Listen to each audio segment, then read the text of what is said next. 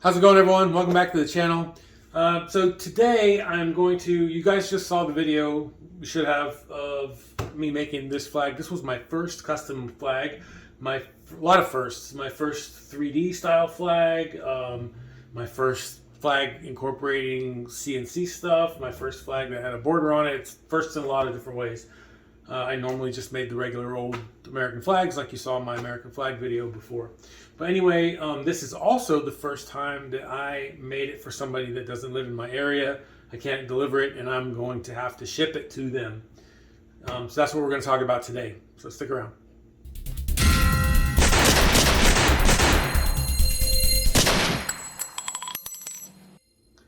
So when I decided that I was going to do this flag and I knew I had to ship it, I started asking in some of my groups, because I'm in groups on woodworking groups and flag making groups specifically on social media, and I started asking around like, hey, how do you guys ship your flags? Because a lot of them do ship, and a lot of them gave me some really, really good input, some of which I'm going to talk about right now.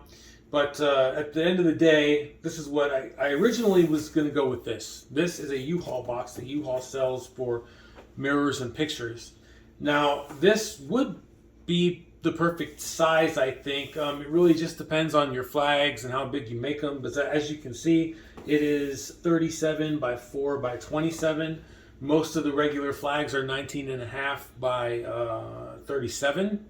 So they would fit exactly in here at that length. I think a lot of the guys that use these boxes, though, now that I've bought it, probably make their flags a little shorter, because in order to package it in there in a way that will be safe and secure as possible for transportation, you need more space on the outer edges. I would think that the flag would need to be 35 inches in order to get packing on both sides, to get it nice and secure and safe in there.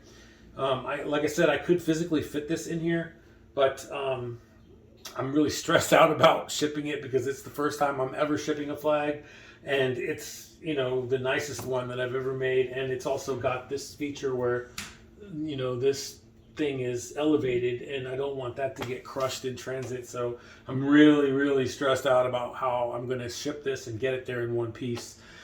And this is the most cost-effective option. So there's lots of different ways that you can do it. But if you have a flag that will fit in here comfortably with the kind of packing that you want to use, this box was, I think, $5, $6. I don't know, $7 or less. It's a few dollars. It's not that expensive. Problem is, it's just a box, right? So you have to figure out some other way to package this. And one of the guys that in my group told me what he does is he goes and buys pipe insulation foam, and he puts those around his flags as shoring and packing, and then puts them inside the box. Now, if this was a regular 3/4 inch flag with just backers, I guess it would be still about this width. But, I would think you might have to get creative with putting extra pieces in there because this is 4 inches wide, to get everything in there, because I would not be comfortable shipping it unless it was solidly in there where it's not going to be bouncing around as it's, being moved on them during transportation. So, because of that, I'm not prepared yet to try it with this method, not with this flag anyway. One of the other ways that was mentioned to me was to use these boxes from Home Depot. Now, this is a box that's used, again, for transporting, I think, televisions and things like that. The cool thing about this is it doesn't look that big right now, but it is expandable from 22 to 40 inches. So this is a 37-inch flag. If I now have enough space to put something on the edge. For example, if I wanted to put the foam tubing on here, and honestly, I would probably use dollar store pool noodles for this because they would be cheaper than the pipe foam. But that's going to add some width, at least a ½ inch to each side, if not more. So you'd need 38 inches at least to get this flag comfortably. Now, I was thinking originally that I could still squash it into this box. It'll be a little bulging on the edges, but this is safer for a few reasons, and I'm going to tell you why. The difference though is price. This box is $20. I'm going to show you why in a minute it's so expensive. But hey, I figure if you're going to be making stuff to ship it, shipping costs have got to be included in that price. I'm not paying for this box, the customer is. And they're paying to make sure that this gets there in the same condition that it is right now, right? Because I don't want to have this thing busted into pieces and then what? I have to refund the money or make another flag or do repairs and more shipping back and forth. And the extra $20 or the extra $15 is well worth the headache in my opinion, at least for now, until I get more comfortable shipping things. And we'll see. I'll update you as that goes along. But the cool thing about this box is that you can expand it to whatever size you need. But even better than that, oh man, it's nice and tight too, it's hard to get it out.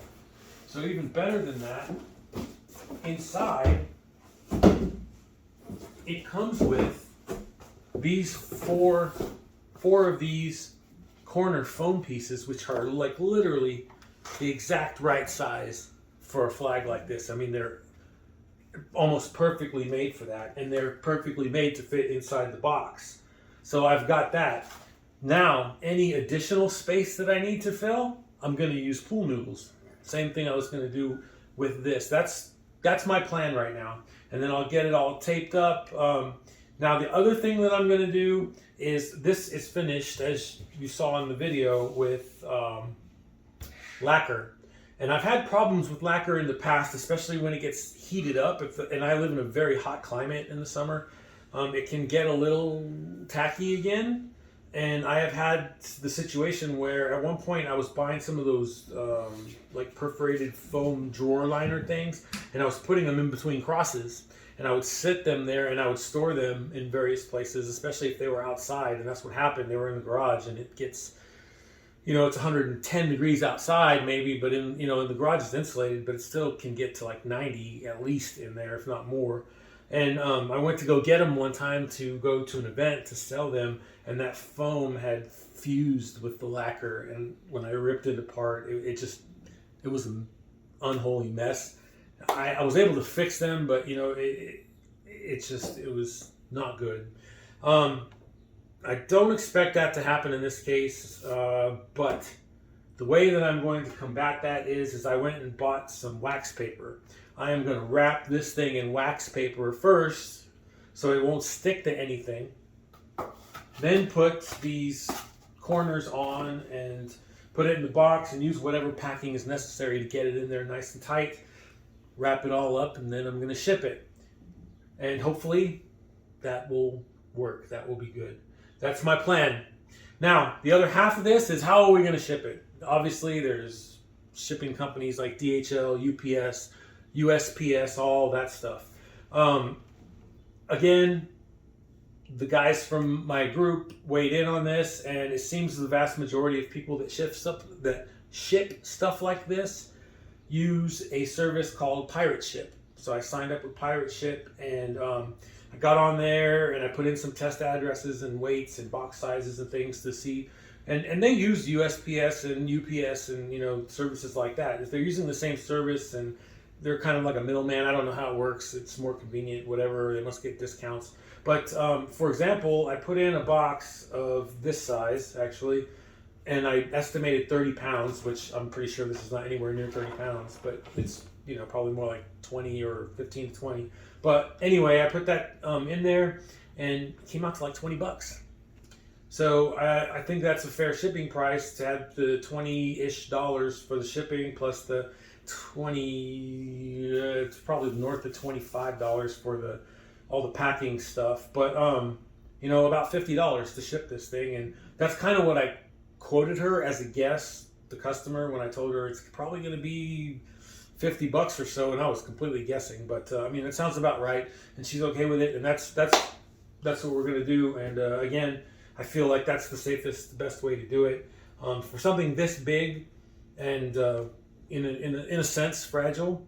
I think $50 to ship it, is not bad. It's a decent price. It's a fair price to make sure that you get it in as good a condition as it is now or when it was made. So that's what we're gonna do. I'm gonna get to doing all that, and of course I'll probably speed it up so that you don't have to sit through the whole video. But that's what I'm gonna do. So let's get done because I need to get this thing out of here so I can get to work on the next thing.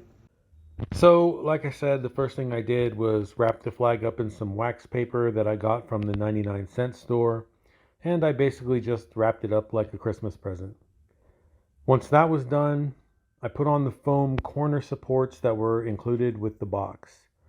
I forgot to mention that the box also comes with a decent amount of bubble wrap, and I used some, not even all of that, to wrap around the flag for yet another layer of protection. Finally, I used some dollar store pool noodles as promised to take up the space from any remaining voids that were between the flag and the box. Then I slid the other half of the box into place and secured it with some packing tape.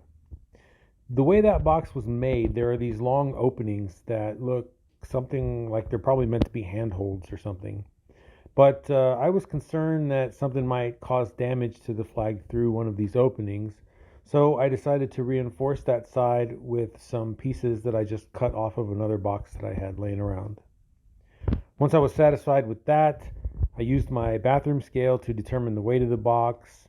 I weighed it on its own, then I weighed myself with and without it to calculate the difference, and then triple checked it on its own one last time because, well, OCD. But in the end, I was pretty confident that this thing would make it to the client in one piece. I'm also pretty sure he probably cussed me out as he was unpacking it, but hey, that's the price you pay for good packaging, right? Okay, so it's been probably a couple of weeks now since I actually sent that box, but I'm just now getting around to closing up this video and getting it edited, but I wanted to give you an update. So the box got there perfectly, no damage, the flag was completely intact and in perfect condition, and the customer was really, really super happy with it, which makes me super happy, right? Because that's what we're trying to do, is please our customers. Now, there is one thing that I did learn in the process, and I wanted to share that with you real quick before we go. So the experience with Pirate Ship was awesome. I think the $20 or so that it costed me to ship something of that size and weight was more than a fair price. What they did when you go on there is they give you a choice. They'll give you the cheapest option, which in my case was to ship it via UPS. Or they'll tell you can ship it with USPS, but it's going to cost this much, and it was roughly twice the amount. It was like $40 were I to ship it with USPS. So naturally, I shipped it with UPS. They're not real clear on there about how you should input everything. I mean, it's just use common sense, right? And I did them. It asks you for the size of the box. I did the measurements. I input them. As you saw, I weighed it and input that amount and sent it off. And they told me what the charge was. I paid it and it left. And it took like 2 days to get there. So what happens is, I should go back and say, is they give you the sticker, and you can just print it out. I printed it out on my printer. I taped it on top of the box, and then my wife actually dropped it off at UPS that day or the next day. And like 2 days later, the customer got it, and it was fast and easy, and I liked it. I'm definitely going to use it again the next time I have to ship something. So I would recommend it, and I just wanted to let you know that. Now, the only caveat to that is that, and I didn't know this, and that's why I wanted to tell you before I leave this video, you have to round up your numbers on your measurements. I was putting in there like 37.25 or 37.5 and, whatever. But what you need to do is just round up to the next number. If it's 37 and a half, call it 38. If it's 4.5 wide, call it 5 inches. Because what ended up happening was they charged me the like $20 or whatever it was to ship it. And then after it was delivered, I got an email and another charge for one. It was $1, but it was because they increased those sizes up to the next size automatically. I don't know why they don't just do that automatically when you input it. I guess nobody's perfect. Nothing's perfect. Maybe that's something they'll fix. But I'm just letting you know, I would just, round up to the nearest inch when you're doing that and be a little over, and then you won't have any surprises. But again, it was $1. I mean, it was a $1 surprise, not a big deal. So if you're ever planning to ship a flag or anything that you make, for your woodworking business, or whatever, whoever's watching this video, if you're just trying to figure out how to ship stuff. I definitely would recommend Pirate Ship. I think it's a really good option. It's very simple. It's very easy. I believe you can also request that they come and pick the thing up at your house. I didn't try that, so I don't know how the logistics of that works. I think if I had like a whole bunch of stuff to send, I would probably do that. If I had like 10 flags that I was shipping out on the same day, I would do it that way. My guess would be is that you set it up a time and date, and for like the next day or maybe 2 days down the road, and then they'll come and get it. So it might slow it down by a day or two, but yeah, I don't know. I'm not entirely sure how that would work, but it doesn't seem like it's going to be real difficult. Seems like you would they give you the option to do it, and then I think it looks like you would set up the time and date for them to pick the stuff up, and then you would set it outside or whatever. I don't know. But and they'll pick it up, and then it'll be delivered the same way. But anyway, that's going to do it for this video. I hope that helped you out. I hope that gives you some guidance on how to ship your stuff. And if it did, then, please do me a favor and subscribe if you are so inclined, and hit the like button, and, maybe leave a comment, all that stuff. The algorithm likes that. It pushes the video out to more people, so more people see it, and that's better for me. It's better for the channel. And at the end of the day, that's even better for you guys, because that just means I get to make more videos. So anyway, as always, stay safe, happy woodworking, and thanks for watching. I'll see you next time.